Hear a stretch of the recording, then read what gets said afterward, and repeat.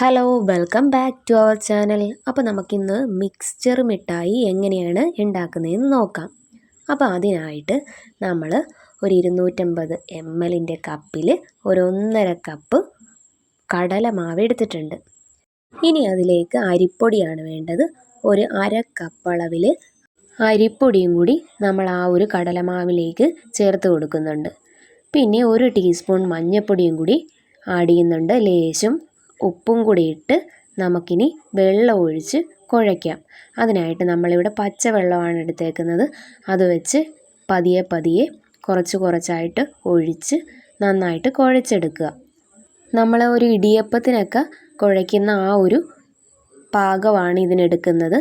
അപ്പോൾ അതുവരെ നന്നായിട്ട് ഒന്ന് ആ ഒരു വെള്ളം ആവശ്യത്തിനൊഴിച്ച് നന്നായിട്ട് കുഴച്ച് എടുക്കുക. അപ്പോൾ അത് നന്നായിട്ട് ഇതിവിടെ കുഴച്ചെടുത്തിട്ടുണ്ട്.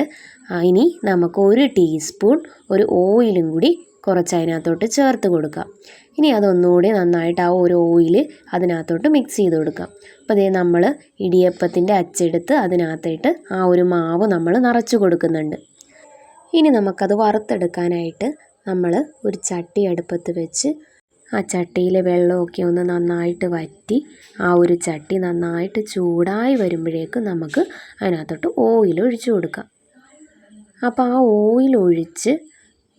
ഓയിൽ നന്നായി തിളച്ച് വരുമ്പോഴേക്കും നമുക്ക് ആ ഒരു സേവനാഴിയിലുള്ള മാവ് നമുക്ക് ഒന്ന് ചുറ്റിച്ച് ആ ഒരു ഓയിലിലോട്ട് ഇട്ട് കൊടുക്കാം. ഇനി ആ ഓയിലിട്ട് നന്നായിട്ട് ക്രിസ്പി ആകുന്നത് വരെ നമുക്ക് ഫ്രൈ ചെയ്തെടുക്കാം.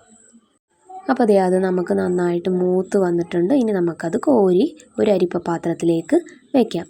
ഇനി അതുപോലെ നമ്മൾ എടുത്തേക്കുന്ന ആ ഒരു മുഴുവൻ മാവും ഇതുപോലെ ഇട്ട് നന്നായിട്ട് മൂപ്പിച്ച് നന്നായിട്ട് ക്രിസ്പി ആയി വരുമ്പോഴേക്കും നമുക്കങ്ങനെ അരിപ്പ പാത്രത്തിൽ ബാച്ചായിട്ട് 3-4 ട്രിപ്പായിട്ട് വറുത്ത് കോരി വെക്കാം.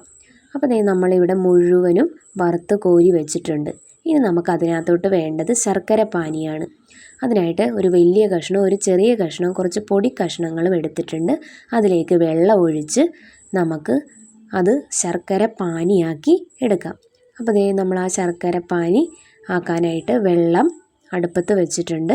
അപ്പോൾ നമ്മൾ സ്റ്റൗ ഓണാക്കി അപ്പോൾ അതൊന്ന് നന്നായിട്ട് ആ ഒരു ശർക്കര ആ ഒരു വെള്ളത്തിൽ നന്നായിട്ട് അലിയിപ്പിക്കാനായിട്ട് നമ്മൾ നന്നായിട്ട് ഇളക്കി കൊടുക്കണം. അപ്പോൾ ഈ ശർക്കരയൊക്കെ നന്നായിട്ട് അതിനകത്ത് അലിഞ്ഞ് വന്നിട്ടുണ്ട്. ഇനി നമ്മൾ ആ എടുത്ത് വെച്ചേക്കുന്ന ആ ഒരു മിക്സ്ചർ ഒന്ന് ജസ്റ്റ് കൈ കൊണ്ട് ഒന്ന് പൊടിച്ച് കൊടുക്കണം. നന്നായിട്ട് പൊടിച്ച ശേഷം നമുക്കൊരു പാൻ അടുപ്പത്ത് വെച്ച് ആ ഒരു ശർക്കര പാനി അരിപ്പയിലൂടെ അരിച്ച് അതിനകത്തോട്ട് ഒഴിക്കുക. എന്നിട്ട് ആ ശർക്കര പാനി നന്നായിട്ട് നമുക്കൊന്ന് കുറുക്കിയെടുക്കണം. അതിനായിട്ട് നമ്മൾ നന്നായിട്ട് ഇളക്കി അതൊന്ന് കുറുക്കിയെടുക്കണം. നന്നായിട്ട് കുറുകി വരുമ്പോഴേക്കുമാണ് നമുക്ക് ആ ഒരു മിക്സ്ചർ അതിനകത്തോട്ട് ആഡ് ചെയ്യാൻ പാടുള്ളൂ. അപ്പോൾ അതിലേക്ക് നമുക്ക് കുറച്ച് ഏലക്കാപ്പൊടിയും കൂടി ചേർത്ത് കൊടുക്കാനുണ്ട്. എന്നിട്ട് നന്നായിട്ട് അത് കുറുകി വരുന്നത് വരെ ഇളക്കി നമ്മളെടുക്കുക. ഇനി അതിൻ്റെ പാകം അറിയണമെങ്കിൽ നമ്മൾ കുറച്ച് വെള്ളം എടുത്ത് അതിനകത്തോട്ട് ആ ഒരു ശർക്കര ഇട്ട് കൊടുക്കണം. അപ്പോൾ അങ്ങനെ ഇങ്ങനെ ഉരുണ്ട് കിട്ടുവാണെങ്കിൽ ആ ഒരു വെള്ളത്തിൽ ഇട്ട് കഴിയുമ്പോഴേക്കും ഇങ്ങനെ ഉരുണ്ട് കിട്ടുന്നതാണ് നമ്മൾ അതിൻ്റെ പാകം. അപ്പോൾ ആ ഒരു മിക്സ്ചർ ഇനി അതിനകത്തോട്ട് ഇടാനുള്ള സമയമായി. അപ്പോൾ നമ്മൾ ആ എടുത്ത് വെച്ചേക്കുന്ന മിക്സ്ചർ മൊത്തം നമ്മൾ ആ ശർക്കര പാനിയിലേക്ക് ഇട്ട് നന്നായിട്ട് ഇളക്കി കൊടുക്കണം. ഇനി അത് മൊത്തം ആ ഒരു മിക്സ്ചർ മൊത്തം നമ്മൾ ഇട്ടിട്ടുണ്ട്. അത് മൊത്തം ആ ഒരു ശർക്കര പാനിയിലേക്ക് നന്നായിട്ട് മിക്സ് ചെയ്യണം. അപ്പോൾ ആ മിക്സ്ചറും ശർക്കര പാനിയും നന്നായിട്ട് മിക്സായിട്ട് നല്ല കുഴഞ്ഞു വന്നിട്ടുണ്ട്. ഇനി നമുക്കത് സെറ്റ് ചെയ്യാനായിട്ട് ഒരു പരന്ന പാത്രം എടുത്ത് അതിനകത്ത് ബട്ടർ പേപ്പർ തേച്ച് അതിൻ്റെ പുറത്ത് നമുക്ക് നന്നായിട്ട് ഓയിലൊന്ന് സ്പ്രെഡ് ചെയ്തിട്ട് വേണം ഈ ഒരു മിക്സ് അതിലേക്കിട്ട് നമുക്ക് ആ ഒരു ചപ്പാത്തിയൊക്കെ പരത്തുന്ന ആ ഒരു റോളർ വെച്ച് ഒന്ന് പരത്തി കൊടുക്കാം. നമുക്ക് ആ ഒരു ഷേപ്പിൽ കട്ട് ചെയ്യാൻ വേണ്ടിയാണ് നമ്മൾ ഇത് നന്നായിട്ട് ആ ഒരു പ്ലേറ്റിൻ്റെ ആ ഒരു പാത്രത്തിൻ്റെ പുറത്ത് നന്നായിട്ട് പ്രസ് ചെയ്ത് കൊടുക്കുക. ആ ഒരു റോളർ വെച്ച് നന്നായിട്ട് ഒന്ന് പ്രസ് ചെയ്ത് കൊടുക്കുമ്പോഴേക്കും അത് നല്ല ലെവലിൽ കിട്ടും. അപ്പോൾ അത് നന്നായിട്ട് പ്രസ്സായിട്ട് വന്നിട്ടുണ്ട്. ഇനി നമുക്കത് ചൂട് മാറുന്നതിന് മുമ്പ് തന്നെ ഒന്ന് കട്ട് ചെയ്തെടുത്തെങ്കിലേ അത് നമുക്ക് കറക്റ്റ് ആ ഒരു ഷേപ്പിൽ കിട്ടുമോ. അപ്പോൾ നമുക്കൊരു കത്തി വെച്ച് അത് ആ ഒരു ഷേപ്പിൽ വരഞ്ഞു കൊടുക്കുക.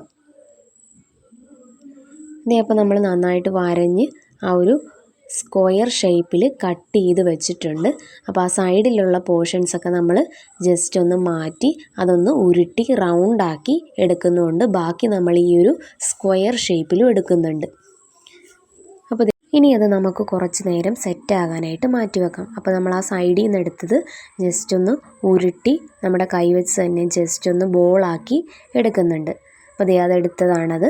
ഇനി നമുക്ക് ആ ഒരു സെറ്റായിട്ടുള്ള ആ ഒരു സ്ക്വയർ ഷേപ്പിലുള്ളത് പതിയെ ആ ഒരു ബട്ടർ പേപ്പറിൻ്റെ പുറത്തുനിന്ന് നന്നായിട്ട് നമുക്കൊന്ന് വിടിയിപ്പിച്ച് എടുക്കാം. അപ്പോൾ നന്നായിട്ട് സ്ക്വയർ ഷേപ്പിൽ നമുക്കത് കിട്ടിയിട്ടുണ്ട്. അപ്പോൾ ആ മുഴുവനും നമ്മൾ അതുപോലെ മാറ്റി വെച്ചിട്ടുണ്ട്. അപ്പോൾ സ്ക്വയറിലായിട്ടുള്ളതും കിട്ടിയിട്ടുണ്ട്. നമ്മൾ ഉരുട്ടിയെടുത്ത ആ ഒരു റൗണ്ട് ഷേപ്പിലുള്ളതും കിട്ടിയിട്ടുണ്ട്. അപ്പോൾ നമ്മുടെ മിക്സ്ചർ മിഠായി ഇവിടെ റെഡി ആയിട്ടുണ്ട്. കുട്ടികൾക്കൊക്കെ ഏറ്റവും ഇഷ്ടപ്പെടുന്ന ഒരു മിഠായിയാണ്. എല്ലാവരും ഇതൊന്ന് വീട്ടിൽ ട്രൈ ചെയ്ത് നോക്കാൻ മറക്കല്ലേ. അപ്പോൾ നമ്മുടെ വീഡിയോ ഇഷ്ടപ്പെട്ടാൽ please like, share and subscribe my channel. Thank you for watching.